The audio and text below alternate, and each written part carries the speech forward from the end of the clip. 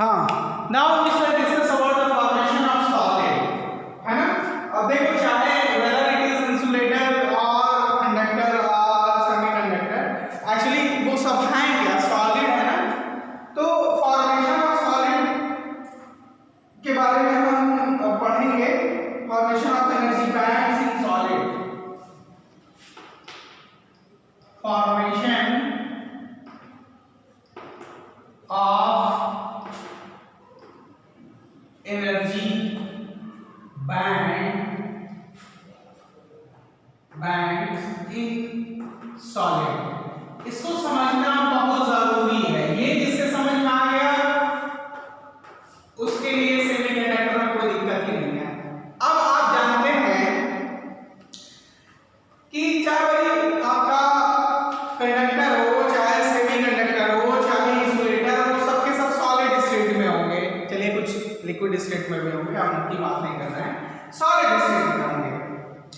तो जब solid state में होंगे तो आप जानते हैं कि जो सॉलिड होता है वो किससे मिलकर बना होता है, बहुत सारे एटम से मिलकर बना होता है ना। एक सॉलिड बहुत सारे एटम से मिलकर बना होता है। तो एक सॉलिड अगर आपको बनाना है तो आप क्या करेंगे, एक एटम वहां से पकड़ के लाएंगे, एक एटम वहां से पकड़ के लेके आएंगे, एक एटम वहां से पकड़ के लेके आएंगे, एक एटम वहां से पकड़ के ले आएंगे और उनको क्या करेंगे, नजदीक लाना शुरू करेंगे। जब आप उसको नजदीक लाएंगे तो ऐसा तो है कि तुरंत सबके सब जो है अपनी अपनी पोजीशन ले लेंगे और सॉलिड बना लेंगे। क्यों? क्योंकि आप जानते हैं कि एटम्स को जब हम नजदीक ले आएंगे सॉलिड फॉर्म करने के लिए, तो आउटर मोस्ट ऑर्बिट में, भाई आउटर मोस्ट ऑर्बिट में जो इलेक्ट्रॉन होंगे वो क्या होंगे, पहला वाले एटम का दूसरे वाले के साथ लड़ना शुरू करेगा, रिपल्सन करना शुरू करेगा, दूसरे वाले का तीसरे के साथ लड़ना शुरू करेगा, रिपल्सन करना शुरू करेगा इलेक्ट्रॉन। इस प्रकार आप क्या देखेंगे कि सॉलिड फॉर्मेशन मुश्किल होगा बाय द एटम्स। तो सॉलिड फॉर्मेशन जब होता है तो कैसे होता है, और जब सॉलिड फॉर्मेशन होता है तो बहुत सारे एटम्स आते हैं और अपनी पोजीशन लेते हैं सॉलिड में और क्या बना लेते हैं, सॉलिड का निर्माण करते हैं। क्रिस्टलाइन सॉलिड हो सकता है, अमorphous सॉलिड हो सकता है, वो दूसरी बात है। तो सॉलिड का निर्माण करते हैं। लेकिन हमने ये बताया सॉलिड का निर्माण होगा, मान लीजिए एक एटम ये है, ठीक, इस एटम में आप जानते हैं कि बहुत सारे इलेक्ट्रॉन्स होंगे, ये आउटर मोस्ट इलेक्ट्रॉन होगा, इसके अंदर इलेक्ट्रॉन होगा, ये इनर इलेक्ट्रॉन, ये सब क्या है, इनर इलेक्ट्रॉन, ठीक है। इसी तरह एक और एटम है, ये सारे के सारे क्या है, इनर है। इसी तरह एक और है, ये इसके ऑर्बिट्स हैं, इसमें ये बाकी सारे इलेक्ट्रॉन जो हैं वो इनर इलेक्ट्रॉन हैं, ये वैलेंस इलेक्ट्रॉन है जिसको आप आउटर इलेक्ट्रॉन कहते हैं। अगर ये तीनों मिलकर सॉलिड बनाना चाहते हैं तो तीनों क्या होंगे, नजदीक आएंगे ना, सबके सब नजदीक आएंगे, और जब नजदीक आएंगे तो कौन सा वाला इलेक्ट्रॉन इनका आपस में लड़ेगा, यानी इंटरैक्शन करेगा या इलेक्ट्रोस्टैटिक रिपल्सन को सबसे ज्यादा महसूस करेगा। जाहिर सी बात है, जो वैलेंस इलेक्ट्रॉन है अंदर वाला तो सेम है, आपस में लड़ाई किसकी होगी, जो सबसे बाहर है, जो सबसे बाहर यानी जो वैलेंस इलेक्ट्रॉन है, ये जो वैलेंस इलेक्ट्रॉन है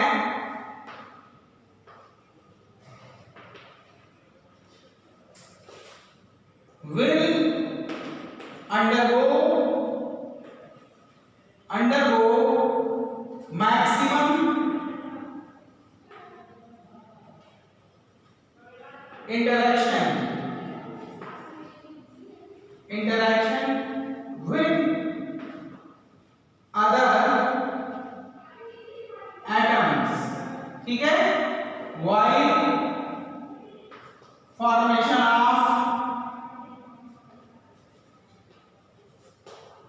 ऑफ सॉलिड। इसको नोट कर लीजिएगा, समझने के लिए मैंने आपको बताया। आप देखिए सारे ये सब क्या एटम्स हैं, ये इनके ऑर्बिट्स हैं, सारे इनर इलेक्ट्रॉन्स क्या हैं, आराम से मौज मस्ती में हैं। अगर सॉलिड आप बना रहे हैं इन एटम से तो सबसे ज्यादा लड़ाई कौन लड़ेगा, वैलेंस इलेक्ट्रॉन। तो during the the valence electron should have undergo the maximum interaction। तो ये चीज हमें बहुत ध्यान देनी है। तो चलिए आगे चलते हैं, फॉर्मेशन ऑफ एनर्जी बैंड्स के बारे में पढ़ते हैं इन सॉलिड। इस चीज को क्या कीजिएगा, हालांकि रफली है लेकिन आपको समझना चाहिए। चलिए हम इसको बिल्कुल स्टेप वाइज लिखेंगे और समझेंगे कैसे। किसी independent state of atom having discrete energy level, but during the crystal formation, जब क्रिस्टल फॉर्म होगा तो क्या होगा, आउटर एनर्जी लेवल जो यानी वैलेंस एनर्जी लेवल जो होंगे डिफरेंट एटम्स के will interact with each other and these individual energy levels recombine and split to form the continuous energy band which is known as energy band।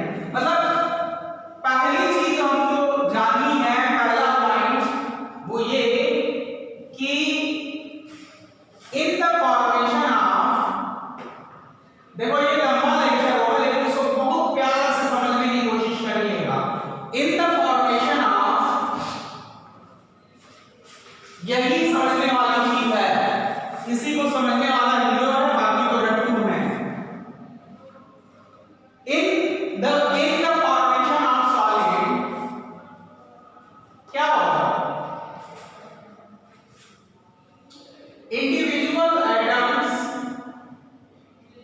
individual atoms come close to each other। जब जैसे ये वाला इसके नजदीक आ रहा है, इसके नजदीक आ रहा है, तो क्या होगा, इसका एनर्जी लेवल और इसका एनर्जी लेवल क्या होगा, आपस में इंटरैक्ट होंगे। तो in the formation of solid individual atoms come close to each other। तो इस प्रोसेस में during this process outer energy level of atoms interact with each other। इस प्रोसेस में क्या होगा, each other, in this process outer energy levels interact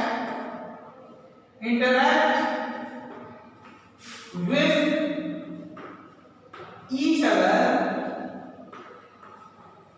each other and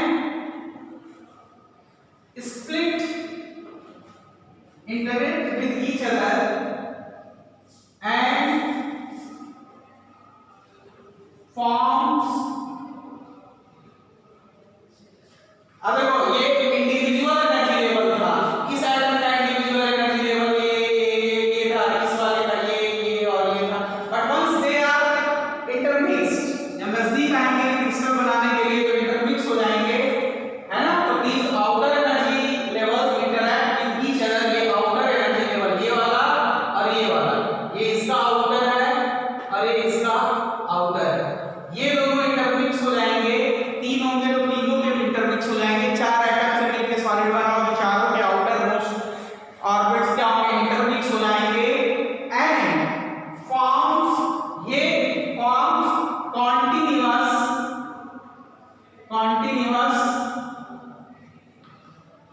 continuous energy levels, है ना।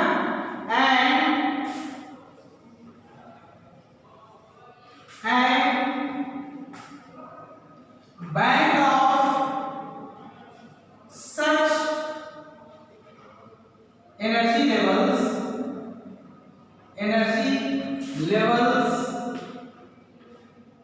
are known as energy band।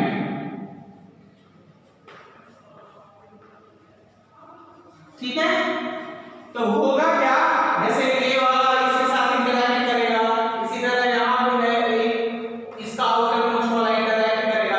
जब ये interact करेंगे ना तो ये जब एकदम नजदीक आ जाएंगे तो क्या होगा कि ये आपस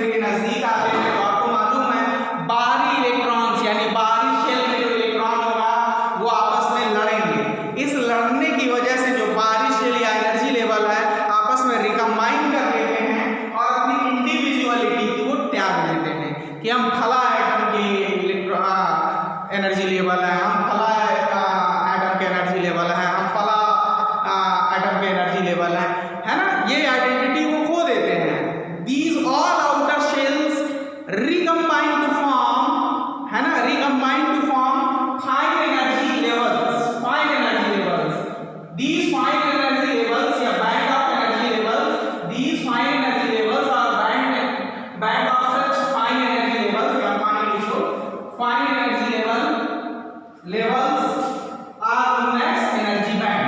सबसे पहली चीज। अब अगली चीज पे हम आएंगे। हम एक एग्जांपल लेंगे। Consider silicon. हमको सिलिकॉन का क्रिस्टल बनाना है। We have to form silicon crystal. तो सेकंड पॉइंट यहां लिखते हैं। फर्स्ट हो गया, ये नोट कर लीजिएगा कैसे बना। उसके बाद सेकंड पॉइंट हम लिखते हैं। चलिए सेकंड पॉइंट ये है कि let we have to form the solid of what? Let we have to form solid of silicon। Silicon का सॉलिड हमको बनाना है। अब सिलिकॉन का आप इलेक्ट्रॉनिक कॉन्फ़िगरेशन जानते हो, 1s 2s 2p 3s 3p, atomic number 14। तो दो यहाँ 6 आएगा, 2 बचा यहाँ पे, और यहाँ पे 6 होना चाहिए, लेकिन 3p में केवल 2 ही इलेक्ट्रॉन होंगे। बाकी कितने खाली रहेंगे? 2 ऑर्बिटल्स खाली रहेंगे। इसमें हर एक ऑर्बिटल में हर एक एनर्जी लेवल में, यानी हर एक ऑर्बिटल में कितने इलेक्ट्रॉन मैक्सिमम हो सकते हैं? 2। तो किसी एक सिलिकॉन एटम का कॉन्फ़िगरेशन ये हमने लिखा, ठीक। और हमको जो सॉलिड बनाना है उसमें मान लो कितने एटम की जरूरत पड़ेगी। लेट सॉलिड रिक्वायर्स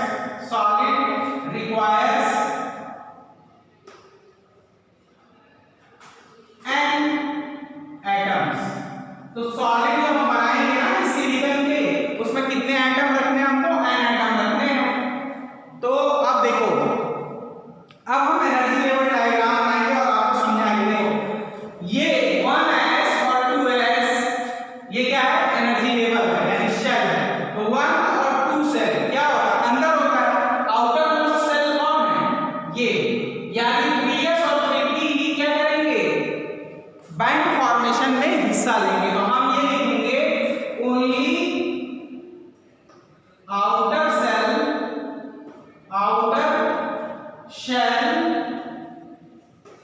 कौन से? 3s and 3p will sell की जगह इसको लिखो आउटर एनर्जी लेवल। सेल तो नंबर होगा 3, एनर्जी लेवल LEVEL, यानी ऑर्बिटल। ओनली आउटर ऑर्बिटल या energy level 3s and 3p will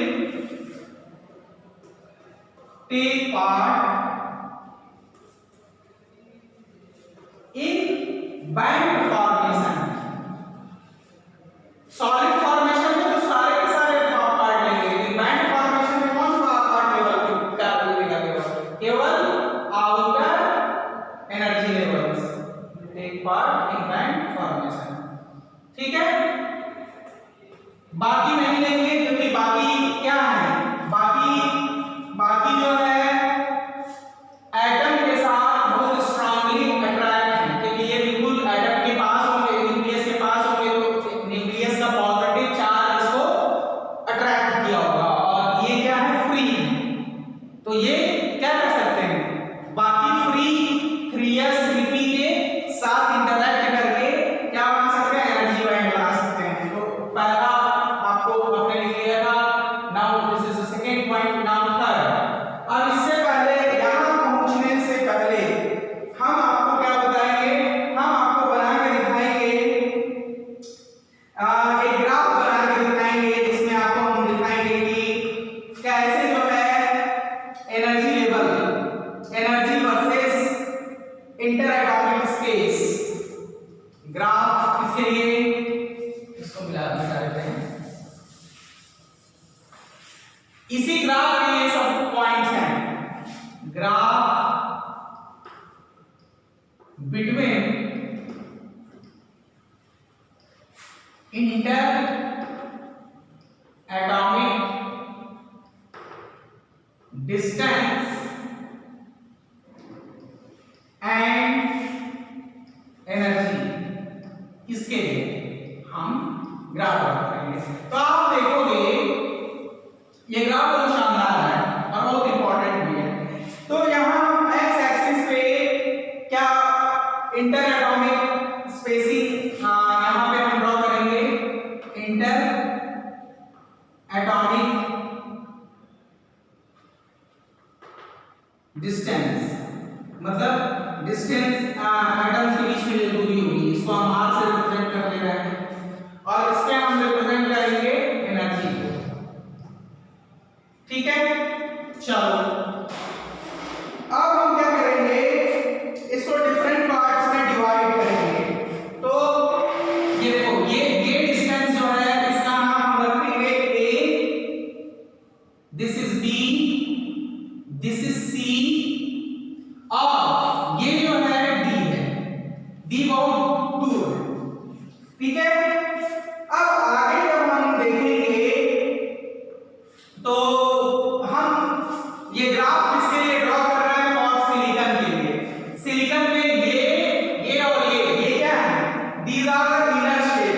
तो ये इनर शेल जो है किसी भी तरह का इंटरेक्शन नहीं करते हैं, क्योंकि हमने बताया था जब दो आइटम सिलिकॉन के आएंगे तो इंटरेक्शन केवल किसका होगा, इसका, इनका नहीं होगा। तो इनके एनर्जी में कोई चेंज नहीं होगी। तो हमको जस्ट इसको आप ऐसे समझो,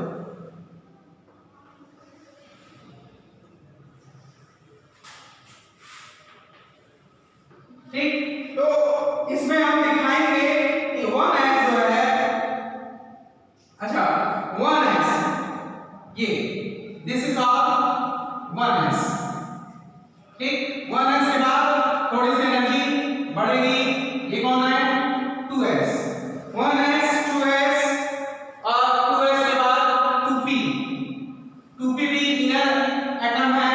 तो ये सारे जो है क्या होंगे, ये सारे जो है आपके एटॉमिक रिएक्शन में, sorry during the formation 1s 2s and 2p जो है 1s 2s और 2p 6 जो है ये क्या होगा, ये इनकी एटॉमिक स्पेसिंग जो है काफी ज्यादा है और ये रिएक्शन में भाग नहीं लेंगे। सबसे पहली चीज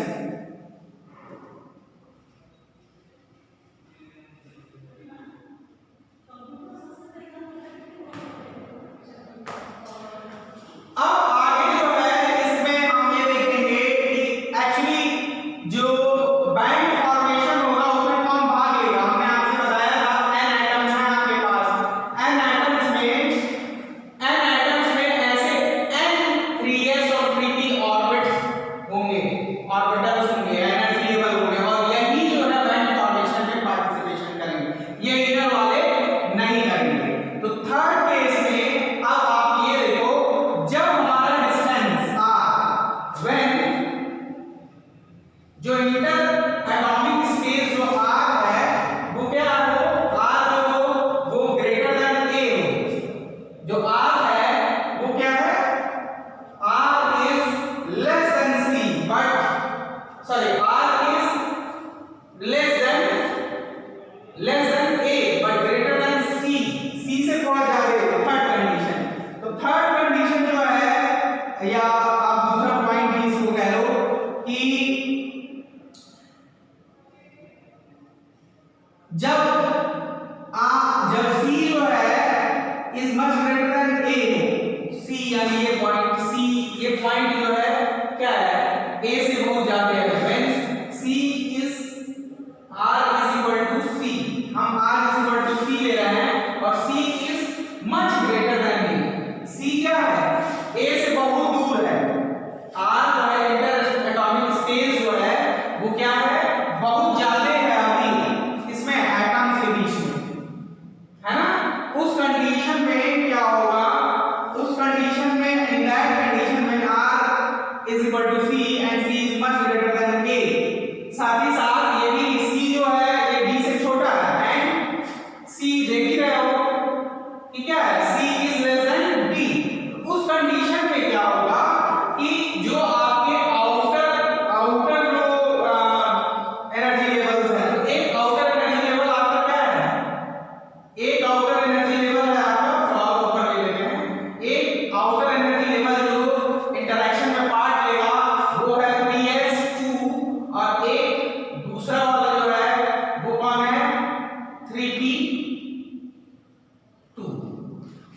ये दोनों जो एनर्जी लेवल्स हैं किसी एक इलेक्ट्रॉन के, they will take part in the reaction.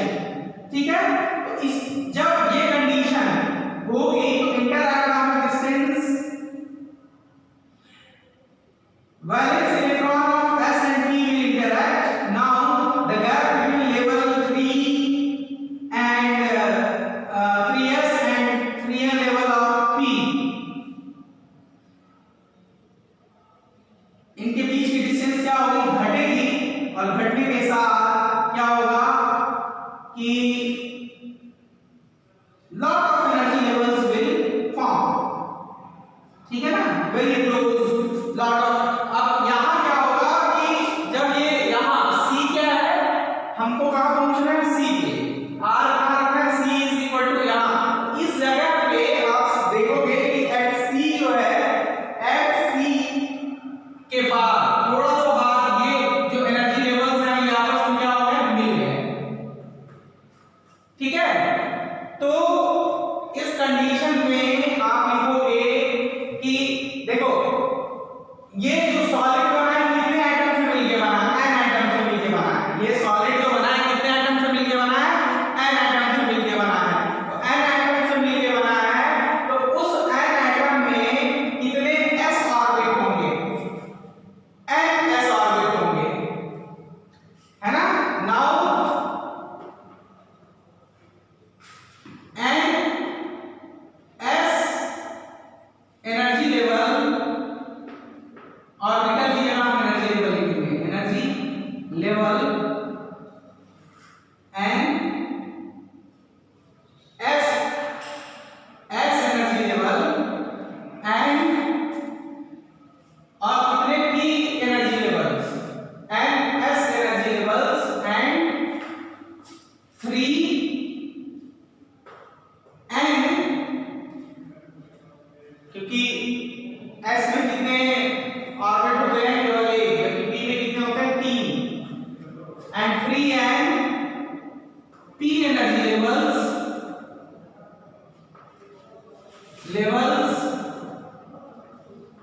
will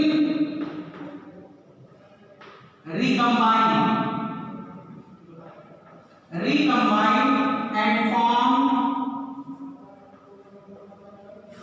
very fine energy level, very fine energy levels। ये चीज आपको समझनी है। देखो इसमें ना केवल दो ना देखो आप, इसमें n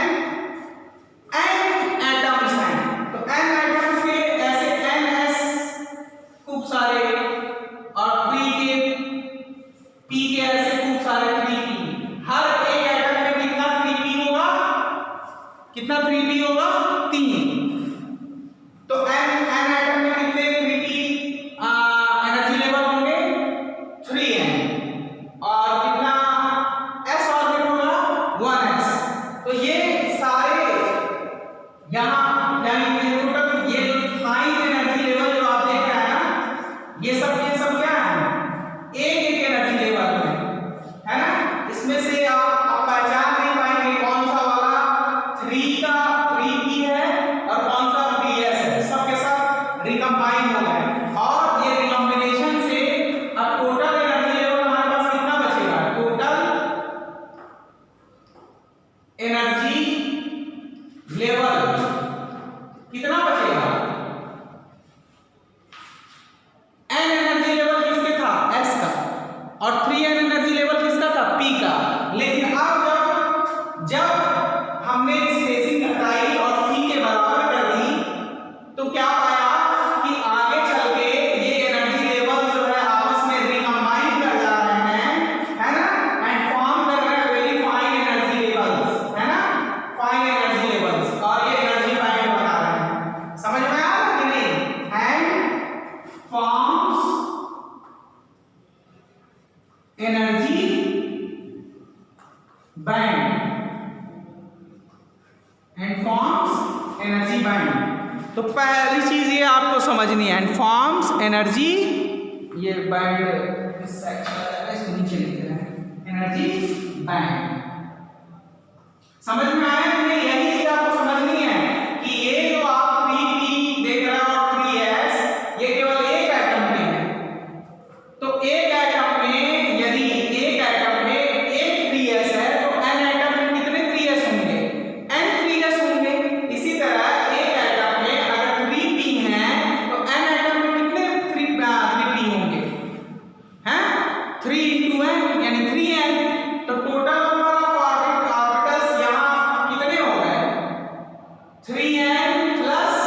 n, यानी इस रीजन में कितने टोटल ऑर्बिट्स हो गए या एनर्जी लेवल हो गए 4n। सो इसके आगे आप लिखोगे क्या, टोटल एनर्जी लेवल कितना हो गया 3n, किससे p का, प्लस 1n किसका s का, टोटल कितना आ गया 4n energy levels. These 4n energy levels recombine and lose their identity। अब आप नहीं पहचान पाओगे कि कौन सा वाला एनर्जी लेवल p का है कौन सा s का। और इस प्रकार these 5 energy levels recombine and form together an energy band। ये एनर्जी बैंड बन गया। तो ये तीसरा पॉइंट हो गया। तीसरे पॉइंट के बाद हम चौथे पॉइंट की तरफ चलते हैं, जब स्प्लिटिंग शुरू होगी। शुरू हो गया, मिटा देते हैं इसको। थर्ड पॉइंट पे चलते हैं। एक पॉइंट बहुत ध्यान से समझिएगा, एक डाउट कभी सॉल्व नहीं हो पाएगा, आपको चैलेंज मैं दे रहा हूं। कोई टीचर जो आपके इधर के हैं वो लोग बता भी नहीं पाएंगे आपको सही सही, उनके खुद के डाउट अंत तक बने रहते हैं। अब यहाँ फोर्थ कंडीशन में आप देखोगे, व्हेन R जो है वो क्या है, R is greater than A but less than C। अगली कंडीशन क्या है, R C तक हम पहुंच गए थे, R is equal to B है, लेकिन ये B क्या है, लेस देन है A, बहुत कम नहीं है लेकिन लेस देन A है ना। R is equal to क्या है, B, R B में, और B जो है, ये जो B है, B is greater than A, B क्या है, A से ज्यादा है, B A से, भाई B A से ज्यादा ही है ना, देख लो ये अगर 10 होगा तो 5 ही होगा ना, तो B A से ज्यादा है। अब इस कंडीशन पे देखो, यहां क्या होगा, यहां R डिक्रीज हो रहा है, एनर्जी गैप बिटवीन जो 3s और 3p लेवल्स है वो कंप्लीटली डिसअपियर हो जाएगा, वो पूरी तरह से गायब हो जाएगा। यहां पे पूरी तरह से 3s और 2s के बीच जो एनर्जी लेवल जो गैप है ना, यानी वो पूरी तरह से अपनी एनर्जी लेवल जो है वो अपनी आइडेंटिटी को पूरी तरह से खो देगी।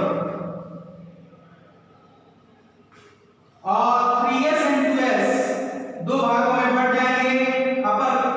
Upper level energy level merges with each other।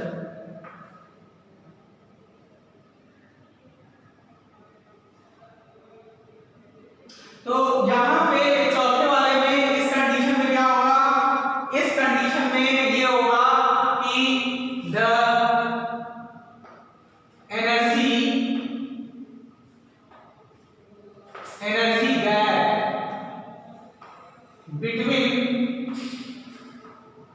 between 3 and P energy levels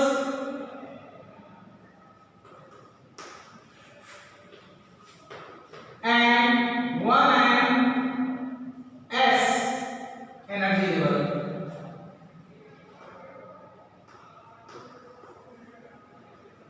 will completely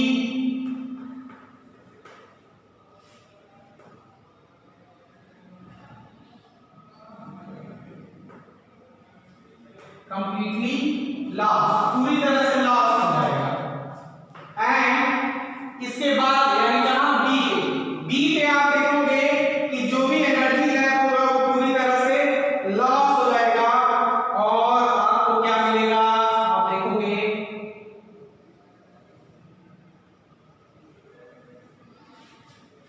आपने क्या देखा, पूरी तरह से जो एनर्जी गैप था इन दोनों के बीच में, यहाँ अभी हम यहाँ तक नहीं पहुंचे, एक्चुअली अभी समझ लो कि हम बी पे पहुंचे हुए हैं। तो ये जो एनर्जी गैप है ना, इनके बीच में वो पूरी तरह से लॉस हो जाएगा और क्या होगा, एनर्जी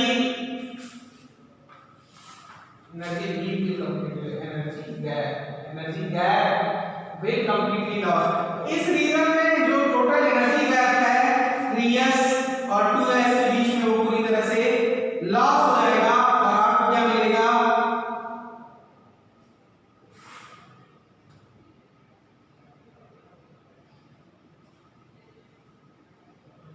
और यहाँ पे हमें ये जो सारा एनर्जी लेवल है वो किसका मिलेगा, last and we shall get total 4 energy levels. ठीक है, यहाँ पे जो टोटल एनर्जी लेवल होगा इसमें हम नहीं पहचान पाएंगे कौन सा जो है 3p से आया है कौन 2s से आया है, बल्कि टोटल एनर्जी लेवल्स हमको यहाँ पे मिलेंगे 4 है ना। और किसी तरह से भी हम डिस्टिंग्विश नहीं कर पाएंगे, कोई एनर्जी गैप नहीं होगा। ठीक है, अब आगे चलते हैं फोर्थ कंडीशन पे, जहां से फोर्थ का फिफ्थ, व्हेन जो एटॉमिक डिस्टेंस है वो a के बराबर हो जाए तब क्या होगा, तब यहाँ पे ये एनर्जी बैंड में क्या होगा, स्प्लिटिंग शुरू हो जाएगी। यहाँ पे यहाँ एनर्जी बैंड में क्या होगी, स्प्लिटिंग शुरू हो जाएगी। इस तरीके से स्प्लिटिंग शुरू हो जाएगी। तो स्प्लिटिंग जो शुरू होगी तो आप देखोगे यहाँ जो एनर्जी बैंड मिलेंगे ये दीज एनर्जी बैंड, यहाँ तो आपको एनर्जी बैंड मिलेगा। ठीक है, यहाँ भी आपको एनर्जी बैंड मिलेगा, ये भी एनर्जी बैंड मिलेगा, लेकिन इस रीजन में, ये रीजन जो है इस रीजन में कोई एनर्जी बैंड नहीं मिलेगा। इसको कहते हैं फॉरवर्डेड गैप, क्योंकि कोई एनर्जी बैंड नहीं है, इसलिए इसको हम क्या कहते हैं, ये इस रीजन को हम कहते हैं कंडक्शन बैंड। इस रीजन को हम कहते हैं, इस रीजन को हम क्या कहते हैं, वैलेंस बैंड। और ये रीजन जहां कोई एनर्जी गैप नहीं है, जहां कोई एनर्जी बैंड नहीं है, ये रीजन ऐसे समझे, ये रीजन जो है इसको यहां कोई बैंड नहीं है तो इसको हम क्या कहेंगे, एनर्जी गैप, ऑर्बिटल गैप, जहां कोई भी चार्ज कैरियर नहीं होगा। वैलेंस बैंड में देखो, वैलेंस बैंड आपको पता है कि 3p में वैलेंस बैंड इलेक्ट्रॉन किसमें थे, केवल 1s में थे, 1px में थे, py और pz क्या खाली थे। तो उन वैकेंट ऑर्बिटल्स के वजह से क्या होता है, कंडक्शन बैंड, और जो भरे हुए थे उससे हमको क्या मिला है, valence band.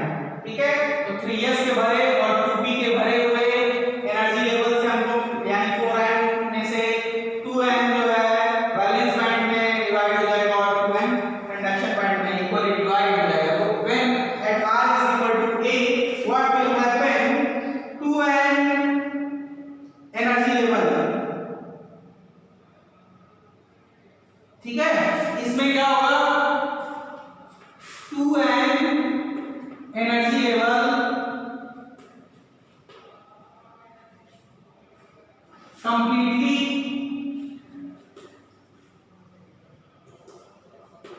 empty is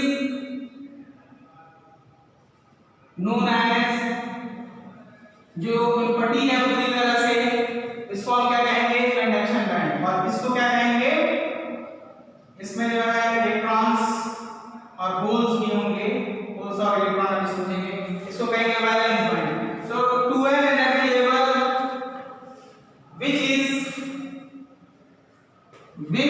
is completely empty is known as conduction band,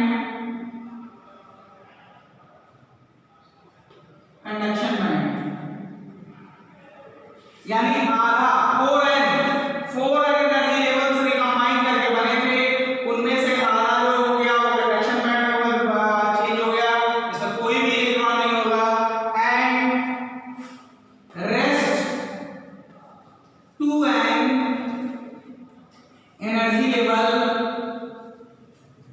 is separated by a gap। इस पे अगर हम चर्चा करेंगे, इसको क्या कहते हैं, एनर्जी गैप या पार्शियल डोमेन कहते हैं, एनर्जी गैप। तो when r is equal to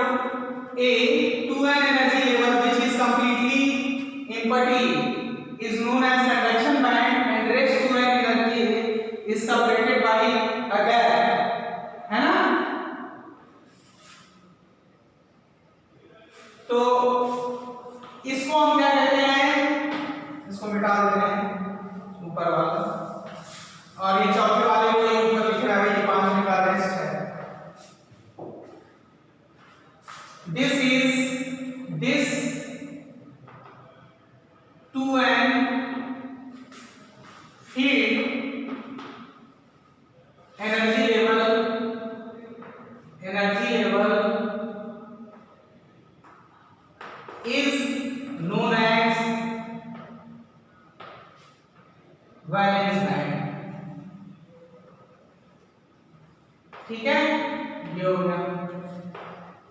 छठा, आपने देखा यहाँ जब ये एनर्जी लेवल एक साथ रिकम्बाइन कर गया था, उसके बाद हमने डिस्टेंस घटाई तो धीरे धीरे क्या हुआ कि सारे के सारे रिकम्बाइन हो गए, सारे के सारे रिकम्बाइन हो गए, और ज्यादा डिस्टेंस घटा दी तो हमने देखा कि स्प्लिटिंग हो गई। 2n पूरी तरह से खाली हो गया एनर्जी लेवल, देखो एनर्जी लेवल्स हैं, और 2n पूरी तरह से फील्ड है, बीच में कोई एनर्जी लेवल नहीं है। जब कोई एनर्जी लेवल नहीं है तो कोई इलेक्ट्रॉन भी नहीं होगा, इसलिए इस रीजन को क्या कहते हैं, energy gap, energy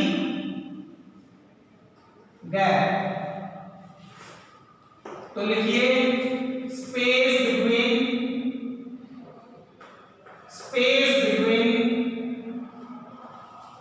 between conduction band and valence band where there is no energy level, यहाँ पर एनर्जी लेवल नहीं होगा, level and charge carrier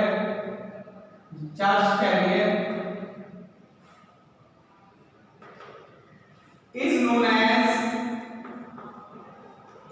as क्या कहेंगे इसको, एनर्जी गैप।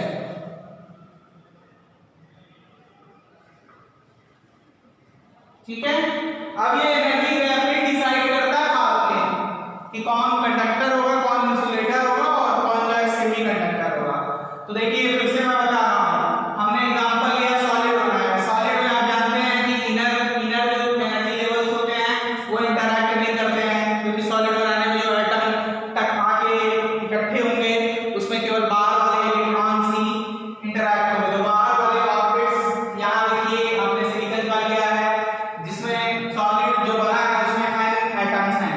तो इस प्रकार जब सॉलिड ये हम बनाएंगे तो उसमें n s ऑर्बिट्स होंगे या एनर्जी लेवल होंगे, और 3n, क्योंकि एक एटम में 3 p होते हैं ना, तो 3n p ऑर्बिटल होंगे, है ना। जब एटम के बीच डिस्टेंस घटाएंगे और वो डिस्टेंस कितना हो, वो डिस्टेंस हो r is less than c पे हम देखेंगे कि ऐसे 4n ऑर्बिट्स है ना 3p और 2s के आपस में रिकम्बाइन कर जाते हैं, रिकम्बाइन करके क्या करते हैं, एनर्जी बैंड बना लेते हैं।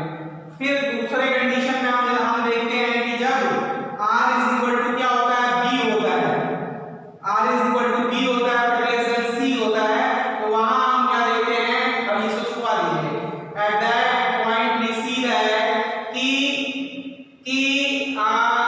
the individual identity of 3p orbitals, 3n p orbital and 1ns orbital lost their identity, they recombine and form common energy level।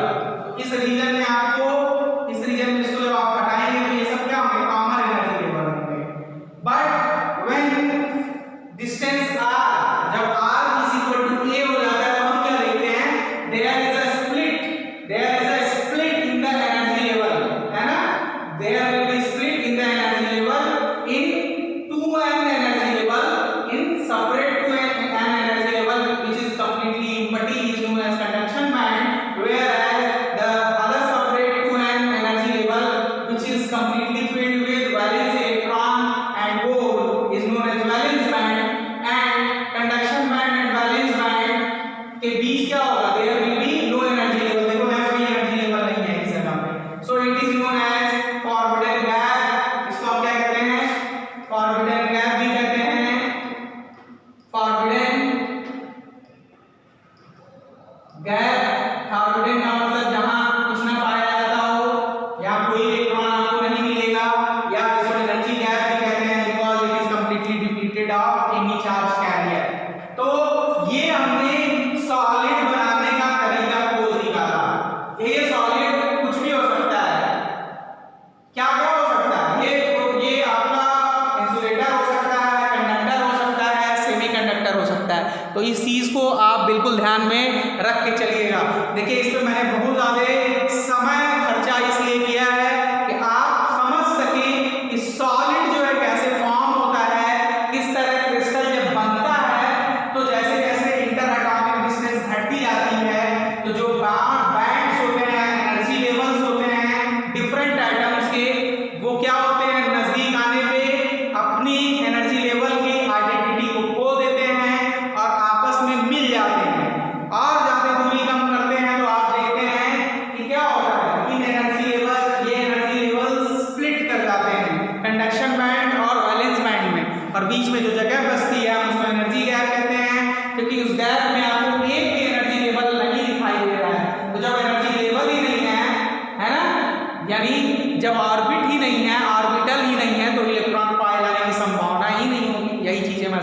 चाह रहा हूँ। और अगर आपके समझ में आ गया तो आगे की चीज़ें हलवा